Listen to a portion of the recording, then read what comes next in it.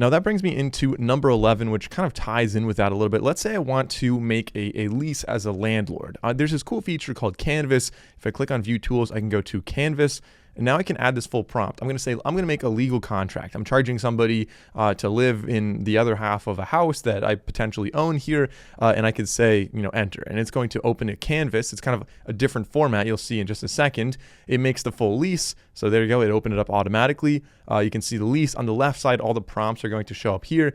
But the cool thing about Canvas is that it is interactive. So the reason I choose Canvas for something like a lease like this is that I'm able to actually type into this once it's done. So it's going to generate the whole thing. There we go. So we have it. I can actually go to the top and enter the date. So I could say 12th day, even though today's not, it's the 17th. So you're able to edit, like I said right there. You can also use ChatGPT to edit things even further.